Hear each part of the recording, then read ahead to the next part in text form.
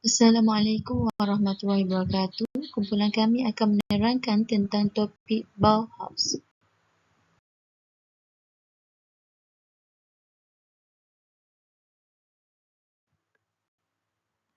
Ahli kumpulan kami terdiri daripada Nurin, Halawati, Syafiqah, Hidayati dan Izwani.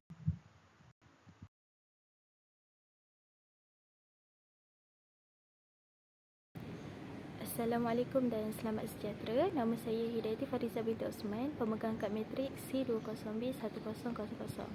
Pada hari ini saya akan menerangkan tentang sejarah, ideologi dan idea utama dalam topik Bauhaus. Bauhaus merupakan sebuah sekolah seni yang diasaskan oleh Walter Gropius di Weimar, Jerman pada tahun 1919. Sekolah ini digambarkan sebagai rumah pembinaan yang menjalankan kajian untuk seni bina dan reka bentuk pada masa depan. Bauhaus beroperasi selama lebih kurang 14 tahun di 3 tempat yang berbeza, iaitu di Weimar pada 1919 hingga 1925, Dessau pada 1925 hingga 1932 dan Berlin pada tahun 1932 hingga 1933. Walaupun hanya beroperasi selama 14 tahun, pengaruh ideologi Bauhaus boleh didapati di seluruh dunia kerana ianya terkenal dengan kesinambungan dalam penyelidikan, pembelajaran dan pengaplikasian. Pada tahun 1933, Bauhaus terpaksa ditutup atas faktor tekanan politik daripada sosialis kebangsaan. Pelajar-pelajar Bauhaus telah berpindah ke 29 buah negara, terutamanya ke New Bauhaus di Chicago, College Black Mountain di North Carolina, Red Bauhaus di Rusia dan kota Tel Aviv di Israel. Ideologi Bauhaus tertumpu kepada kajian terhadap bahan, memahami hubungan antara alam semula jadi dengan teknologi, komitmen terhadap kemampuan produk untuk direka bentuk dengan baik, pendekatan terhadap kerjasama dengan industri dan berfikiran terbuka terhadap sebarang kaedah, teori, idea dan juga gaya. Sekolah ini mementingkan kesederhanaan dalam semua reka bentuk seperti perabot, perkakas rumah dan reka bentuk bilik. Dapur Frankfurt merupakan contoh rekaan terkini yang merupakan sebahagian daripada gerakan Newsbühne yang bertepatan dengan ideologi Bauhaus. Bauhaus membawa pengaruh reka bentuk yang memenuhi keperluan asas dan keinginan masyarakat dalam bentuk yang tersusun, teliti dan mudah untuk digunakan. Rekaan Bauhaus ini selalunya rekaan yang mempunyai nilai yang minimalis, berteknologi, kreatif dan mementingkan fungsi sesebuah reka bentuk produk dan juga bangunan. Antara idea utama Bauhaus ialah meneroka reka bentuk baru, mengurangkan perhiasan yang tidak diperlukan dan meletakkan apa yang dianggap boleh memberikan fungsi. Ia juga mengekalkan penggunaan yang minimum dengan tidak menggunakan bahan yang berlebihan, menggabungkan antara seni kraft dengan seni halus dan membuat reka bentuk demokratik.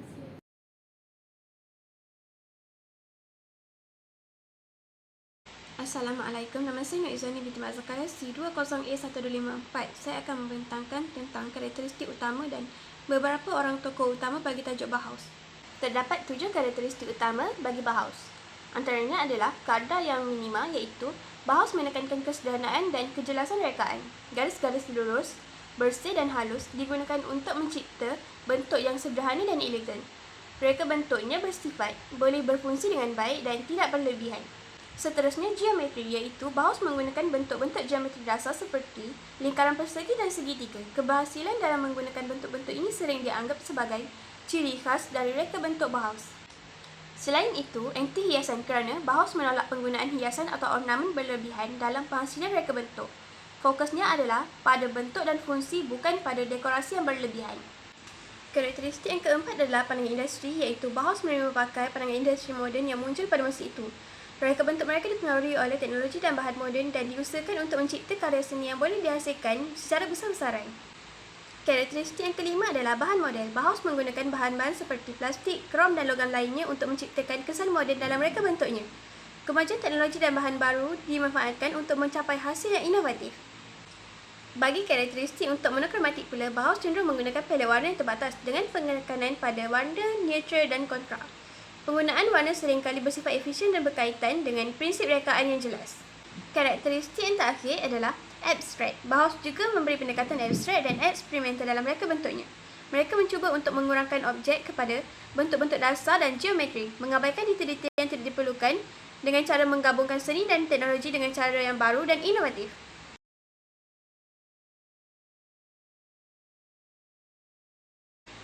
Terdapat 4 tokoh utama Bauhaus. Pertama, Paul Klee, 1879 sehingga 1940, adalah seorang seniman dan guru seni asal Swiss yang sangat berpengaruh dalam Bauhaus. Paul Klee mengajarkan di Bauhaus dari tahun 1921 sehingga 1931. Gaya seninya termasuk dalam ekspresi dan abstrak. Karyanya selalu menggunakan garis-garis dan bentuk-bentuk geometri yang komplit. Seterusnya, Joseph Albers adalah seorang pelukis, pengajar dan pereka Bauhaus. Ia mengajar di Bauhaus dari tahun 1923 sehingga 1933 dan dikenali kerana penelitiannya yang mendalam tentang teori warna dan interaksi warna. Kontribusinya terhadap Bauhaus meliputi pengajaran di sekolah tersebut, pengembangan program seni dan rekaan serta pendekatan inovatifnya terhadap seni dan warna. Yang ketiga iaitu Wassily Kandinsky, 1866 sehingga 1944, iaitu adalah seorang pelukis abstrak dan seorang pengajar seni Bauhaus dari tahun 1922 sehingga 1933. Ia dianggap sebagai salah satu pendiri Bauhaus dan merupakan salah satu tokoh utama dalam perkembangan seni abstrak. Karyanya diwarnai dengan warna-warna cerah dan bentuk-bentuk yang eksperimental. Kandinsky mengajar di Bauhaus dan mengembangkan teori artistik yang kuat tentang penggunaan warna dan bentuk dalam seni. Tokoh utama yang terakhir iaitu Laszlo Moholy-Nagy, 1895 sehingga 1946, adalah seorang seniman, fotografer, pereka dan pengajar Bauhaus dari tahun 1923 sehingga 1928. Moholy-Nagy sangat tertarik dengan fotografi, filem dan teknologi moden. Ia menggabungkan seni dan teknologi dalam karya-karyanya. Moholy-Nagy juga memimpin departemen fotografi di Bauhaus.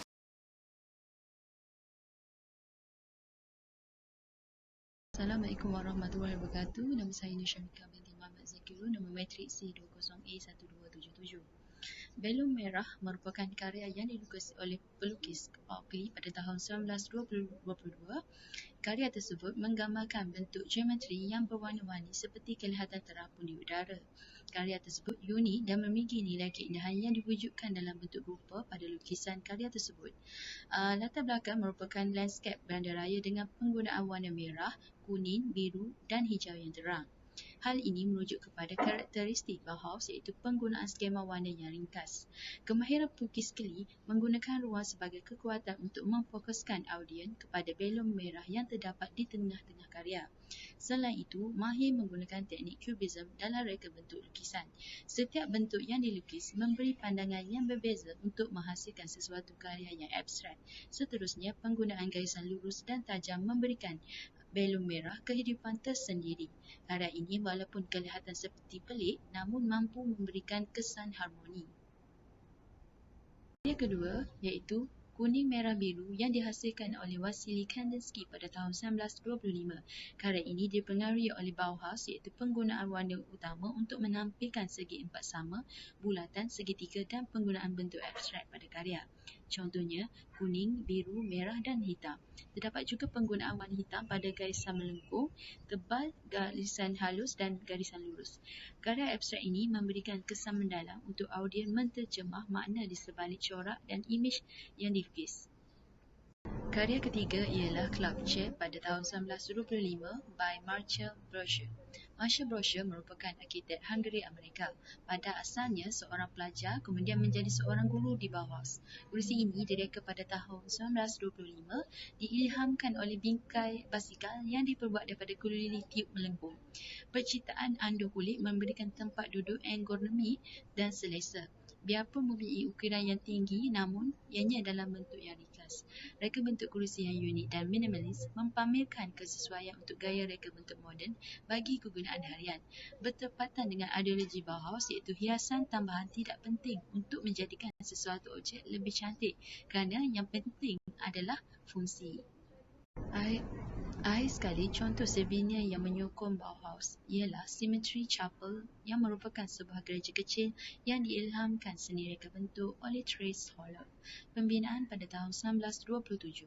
Bangunan dua tingkat dengan bumbung rata menunjukkan karakteristik seni bina Bauhaus. Hal ini merujuk kepada bentuk geometri bangunan gereja. Tambahan lagi, pembinaan juga mengikut fungsi bentuk di mana reka bentuk seni bina bangunan ini adalah kemas dan ringkas. Hiasan yang digunakan adalah sederhana, contohnya pada dinding hadapan yang dicat putih, terdapat salib besi yang mencolok untuk memperingati kejatuhan Perang Dunia Pertama dan penggunaan tingkap kaca pada keseluruhan dinding bahagian tepi tingkap atas.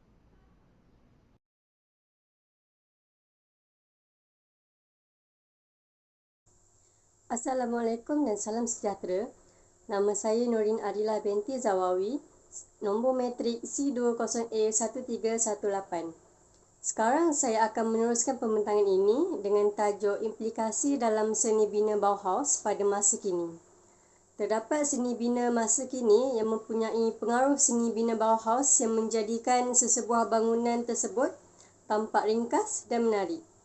Sebelum tu, berikut saya senaraikan beberapa ciri seni bina Bauhaus. Antara ciri-ciri seni bina Bauhaus ialah mempunyai reka bentuk ringkas dan berfungsi dengan hiasan minimum. Penggunaan bentuk geometri asas seperti bulatan, segi empat sama dan sebagainya. Asimetri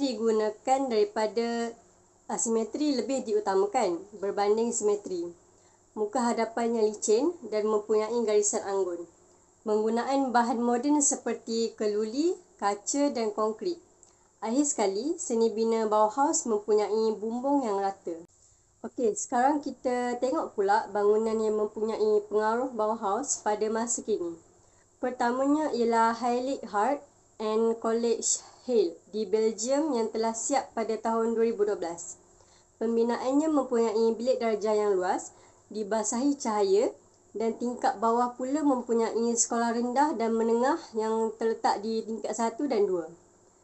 Dekat tingkat 3 pula merupakan ruang untuk pelbagai fungsi seperti ruang budaya, ruang pameran seni dan sebagainya.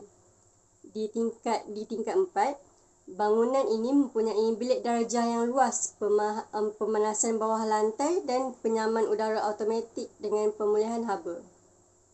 Kita dapat lihat kesan dari pengaruh Bauhaus dalam seni bina bangunan ni, tetapi dia telah dimodernkan mengikut peredaran zaman.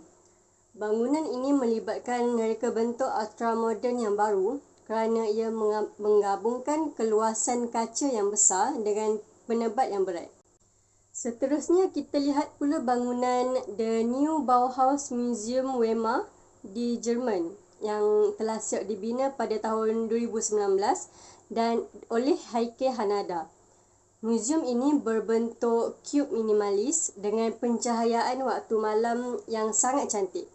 Bangunan ini juga mempersembahkan koleksi dan kaitannya dengan masyarakat kontemporari di 5 peringkat yang terdiri daripada ruang pameran seluas 2,000 meter persegi.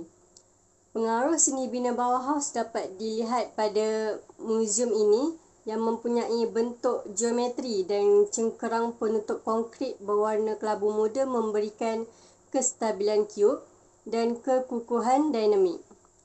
Pengaruh seni bina Bauhaus ini mempunyai kehadiran urbanistik yang menarik pada zaman moden kini.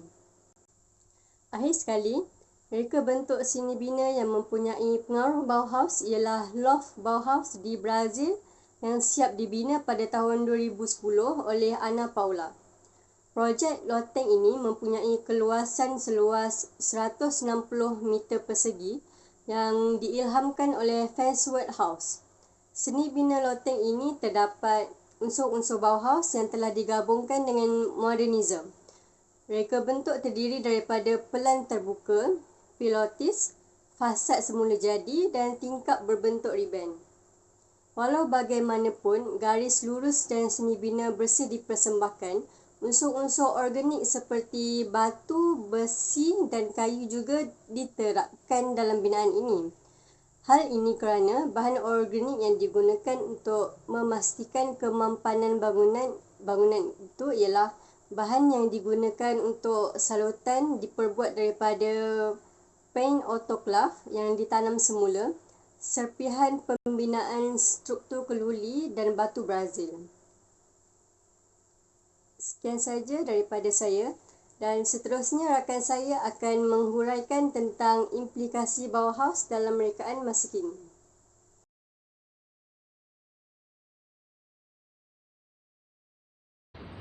Assalamualaikum warahmatullahi wabarakatuh. Nama saya Nurul Halawati binti Abdul Razak, pemegang nombor matrik C20E1587.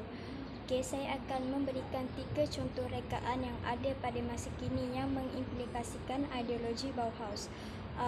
Contoh rekaan yang pertama adalah basis iaitu kerusi. Rekaan Andrew Bates dan Isabel Dick pada tahun 2017 di mana ianya merupakan gabungan idea daripada Kees Kacher tahun 1928, hasil ilham daripada Marcel Breuer. Kemudahan basis ni kita boleh lihat dari segi fungsinya iaitu bingkai dan permukaan yang berbentuk dinamik serta lembut yang dapat memberi kesesuaian kepada pengguna dan keselesaan kepada pengguna.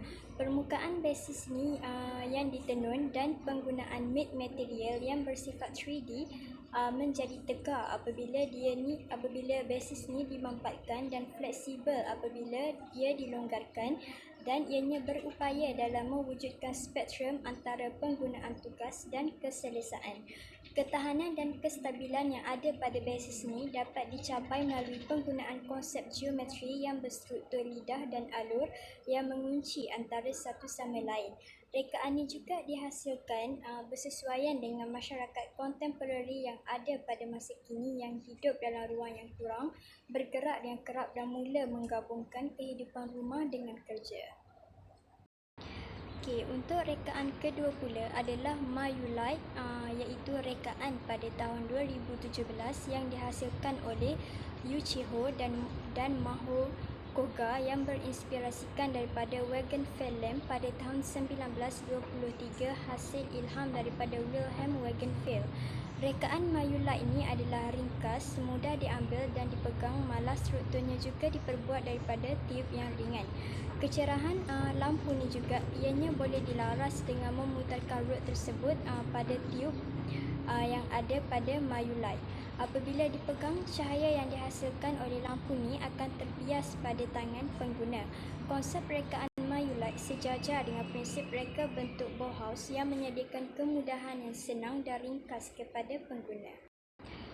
Untuk rekaan yang terakhir pula adalah Lin Stan juga pada tahun 2017 yang dihasilkan oleh Si Yuan Ma dan Jennifer Peterson yang menggunakan idea daripada Del Wanjak pada tahun 1922 oleh Christian Del. Rekaan Lin Stan ni ianya berpandukan ideologi Bauhaus yang bercerita moden sehingga membolehkan manusia berfikir secara bebas dan kritis. Lin Stan direka bagi mencapai matlamat untuk mencari pengalaman, cerita dan keunikan serta komuniti. Produk ini dihasilkan bertujuan untuk membawa orang ramai dalam pembuatan kombucha iaitu teh, dan berusaha untuk berkongsi pengetahuan dengan dunia luar. Melalui rekaan yang ada pada Lin Stan ni, ianya dapat merangkumi proses pembuatan kombucha di samping menjadi pengalaman bersama. Sekian sahaja daripada kumpulan kami. Terima kasih.